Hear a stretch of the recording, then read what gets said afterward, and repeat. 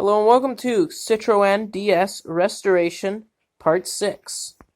Now in this part, as we can see, the head is back in place. That is good. I ordered a head gasket kit from, I think it was Javel. And I have the torque pattern right here that I have to do. Unfortunately, so Newton meters, I have to do a, I have to convert that into foot-pounds, because I have no clue about Newton meters. So I'm going to torque this down in foot-pounds, so I have to do a conversion. Honestly, just put them in foot-pounds normally. But, yeah, so I got it all back together so far. I just got to torque it down. It is really nice.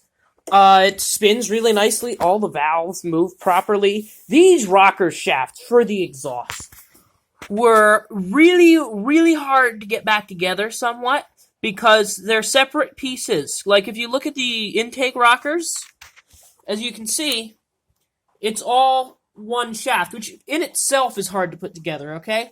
But the exhaust rockers are individual. So what that means is parts like to fly everywhere when you try to put them together and you mistakenly put the wrong one in whichever one.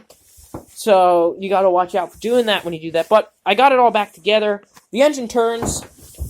I'm gonna torque it down. And then maybe tomorrow I'll put the intake manifold and fuel pump and everything on and clean up the distributor. I'm gonna build a hand crank for this thing. That could be a separate video in its own. I'm gonna make a hand crank because this thing needs one. I don't have a starter yet. I'm waiting on a starter. And, yeah, so while that, I'm just gonna get a long pole or a tube or something, and make a hand crank. I'll machine one. But yeah, this came out really, really nicely. It's just very nice.